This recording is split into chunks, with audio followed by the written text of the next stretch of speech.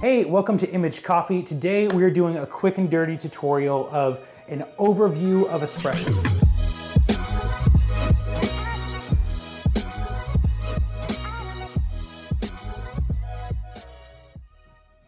For now, when you just get an espresso machine, you're so excited to get going, and sometimes it's hard to get everything dialed in. I'll let you know, when I first started getting into espresso, to be honest, I thought the equipment was broken, but the truth was I just didn't know what I was doing and I didn't understand espresso. So in this video, I'm gonna go through it as if you were in this home with me and I was showing you how to use an espresso machine. Now, we're using the Espresso Steel Duo PID. You don't have to be using this machine. All the stuff that we're gonna talk about today is gonna translate as far as overall espresso. You could be using a manual flare brewer, you could be using a Breville, Bambino, or DeLonghi. You could be using whatever machine you have, and some of these will actually translate over, even though it might look a little different on your machine. So the first thing we want to talk about is grind size. So when we're talking about grind size, we're talking about coarseness or fineness. So what that means is if you pour water through a bunch of rocks, really big chunks, the water is going to go really quick. It's not going to pick up that much as it goes through. But if you pour water through really fine sand, it's gonna go really slow and pick up as much of the sand as possible. Same concept with coffee, right? So you wanna find that balance between coarseness and fineness, where you're picking up all the good flavors and extracting the good flavors of coffee without it tasting bad because you're not pulling enough and it's thin and weak, or you're pulling too much and it's just bitter and disgusting. So here what we're looking at, if you're under extracted, it's gonna be sour. If you're over extracted, it's gonna be bitter. So as you're tasting your shot and dialing it in, once you get within that very close range, if it's sour, you want to tighten up the grind and make it pull slower so you're getting more of those full flavors. If it's bitter, you're probably over extracted. It's taking too long and it's pulling out some of the harsh oils that you don't want from that coffee. So you're gonna back it up and make it more like rocks to make it a little bit less strong, a little bit less bitter, a little bit less extracted. So with that, we've already got ours dialed in. That's probably gonna be the longest time that you're gonna be taking. So feel free to reach out to us if you're having a hard time dialing in. We might be able to help you with some tips, or check out our future videos on extraction specifically. But for now, we're gonna go ahead and go through and show you what this looks like. So here we are using the Mahlkönig grinder. For us, this is great. It's a little bit more expensive, but there's tons of grinders in that range that'll be perfect for you that you don't need to spend a ton of money on. This grinder we like because it's a little bit quieter, and we like to do stuff just like this, where we're showing people how to make coffee in our home, and to be able to talk over a grinder is nice. However, when you're just getting started, there are some cheaper options that grind amazing, like the Baratza Sette 270, but it's just a little bit loud. But when you're learning, that's probably one of the best things, just to be able to get everything dialed in. It's consistent, it's fast, it's good, it's everything you need. But for now, we're using the Mahlkönig. So here, this is what we're looking for about the grind size, right? It's a little fine, it's not quite powdery, it's not like talcum powder, it's not as big as salt, it's somewhere in between there, right? This is the grind size. So here at this point, there's tons of tools you can use. People will tell you you need like a distribution tool, you need a little wine cork with needles and stuff. Those are great tools. As you get going, you could decide if that's something that you want or not. What we like to do here is we just like to give it a little tap and try and settle those down as much as possible. And as you can see, it's distributing the grinds in there. This is not perfect by any means, but the grinder that we're using doesn't really have any clumps anyway to break up. So this is gonna be, for the most part, decent and where you're gonna get going. As you enjoy espresso more and more, by all means, get all the little bells and whistles and everything you want to be able to get to be chasing that golden shot, that amazing shot of espresso. But for now, give it a little tap, try and distribute it so there's no mound in the middle, and now we're going to tamp it. So you need to get yourself a little tamper. Your machine may have come with one that's like plastic, but a good metal tamper is something that you're going to want to invest into. You're gonna line it up, and you want nice, even pressure going all the way down. So what you're seeing here is the water is gonna run through these espresso grounds. So the reason you want a nice, even tamp that's leveled off is because if your coffee gets tamped and pressed down to where it's thin on this side and thick on this side, what you're gonna have is you're gonna have over-extracted coffee on the thin side because there's more water running through it, and under-extracted coffee on the thick side. So that makes for a really nasty shot. It's not balanced, it's not smooth, it's not what you want. You want nice, even extraction all the way around. At one point in time, they thought how much pressure you were putting down was super important. About 30 pounds is what they said you should shoot for. However, lately, there's been kind of a lot of tests with total dissolved solids and all that stuff. Really just get it a nice, good, even tamp and try and be consistent with it. And as long as you've got a good amount of pressure on there and you're putting it down, you don't need to go like Thor and press it all the way down. Just get a good, nice tamp in there. I polish it off, I spin it off just to make a nice, smooth surface on the top. You don't want any grounds on the side, nothing loose hanging out there. You just want that nice, even extraction going through. So now what we're gonna do is we're gonna go ahead and lock this into the group head right here. You want a nice tight seal.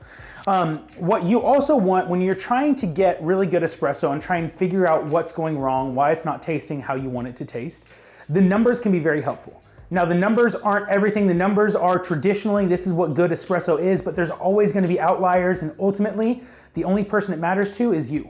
What do you like? Are you liking the coffee that you're drinking? So that's gonna be your ultimate final say. However, the numbers might help you get a little bit closer and realize your machine's not broken, but you're just maybe not quite in that range of good espresso yet. So you're gonna wanna invest in a good scale. Honestly, this scale is an amazing, awesome scale. Fellow makes incredible products. We sell them on our site. But it's expensive. If you're just getting into espresso, this might cost as much as your machine. It's like $220. Very expensive. Maybe in the future might be worth it, but what I would recommend starting off, we actually sell these guys on image.coffee. This is a great starter scale, super thin, and it fits right here underneath your espresso machine where you can put your glass there. Go ahead and grab one of these. It has a timer built in, it has a scale built in. You don't have to worry about it getting damaged. You don't have to worry about traveling with a $220 espresso scale. What if someone steals it? Just start off with something small, great budget, little scale, and it'll do what you need it to do. So you can get those at image.coffee.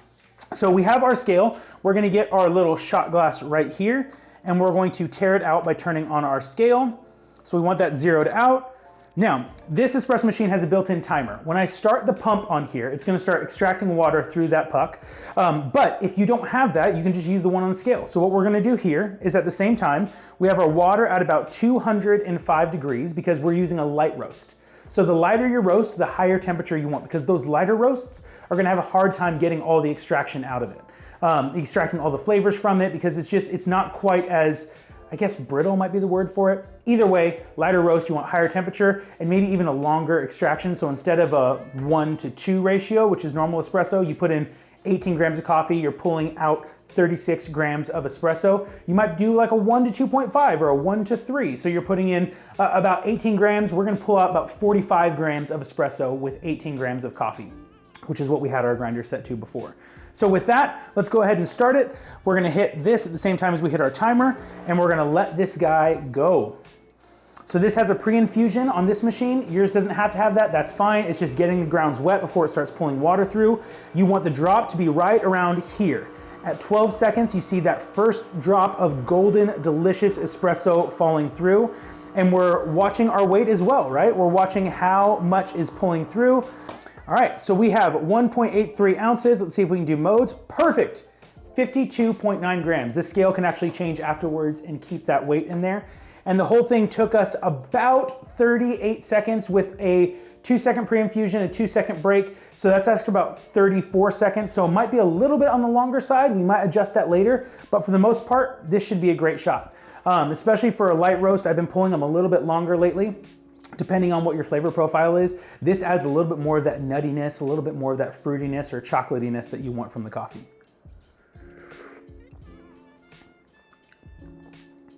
Oh, that's good. Yeah, delicious espresso, definitely drinkable. Great in an iced latte, great in a hot latte. Yeah, it was hot. I should have stirred it and waited because now I'm not gonna have taste buds for a week, but it's very, very good. So this has kind of been this overview of the espresso machine. You're gonna pop in the grounds, you're gonna tamp it down, you're gonna lock it into the machine, and you're gonna extract whatever ratio you kind of prefer on a light roast. I would recommend 1 part of coffee going in and about 2.5 or 3 parts of water coming out. So that means you're putting in about 18 to 20 grams of coffee going in, and you're pulling out about 50 grams of espresso at the end of it. Traditional espresso would be 1-to-2. So that means you're putting in 18, 20 grams, you're pulling out 36 to 40. But once again, your taste buds are the final say. Don't let anybody tell you anything different. Coffee should be something you enjoy. And if you like it, great. If you want to add a bunch of sugar to it, great. If you want to drink it straight up, great. You are the one making coffee for yourself. That is what you can make. So another part of espresso that you want to make sure you are doing correctly is taking care of your machine. So that means after you are done, you are taking the grounds and you are dumping them out, and you are assessing to see on your puck, you want a nice even top afterwards. If you look at it afterwards and it looks like there's a little pinhole, what it means is that there was a spot in the grounds that weren't tamped properly or that was weak, and water actually found a little channel through your coffee puck, and it just bored in like a pressure washer in that one spot. that's when you get really, really bitter notes coming through. So the rest of the espresso shot might have been great, but the one little spot where it was over extracted pulled all the bitter oils out of that part of the coffee. So it's not everything, it doesn't have to look pretty all the time, but you can kind of diagnose a little bit based on the top of your puck, whether or not things are going the way they should. Get this guy back in here, turn off our scale so the battery doesn't die. Okay, so in summary, hopefully this was a helpful starter guide for you brewing espresso at home. Like I said, we're gonna go in way more detail because if you've made the investment into an espresso machine, most likely you're gonna be chasing quite a bit more information, and we'd love to give you guys that information. We're gonna try and do a video with more detail on grind size. We're gonna try and do a video on a turbo shot, which is an awesome new method that they've been coming out with. Messy, but it's kind of fun. We'll do a video on pressurized versus non-pressurized portafilters and what difference that makes, on dosing, what difference that makes. Should you put more coffee or less coffee? Lighter roasts and darker roasts, all these things are gonna affect the flavor. But for now, just get started, play around, make good coffee, see what you like, see what you don't like, test things out, and just enjoy the process of learning together. Let us know if you have any questions, comments, like and subscribe, comment down below. Let us know if there's any future videos you'd like to see. And let us know if you have any questions or if you want to pick up some gear, you can head over to image.coffee. Once again, you guys, thank you so much for watching, and we'll see you on the next one.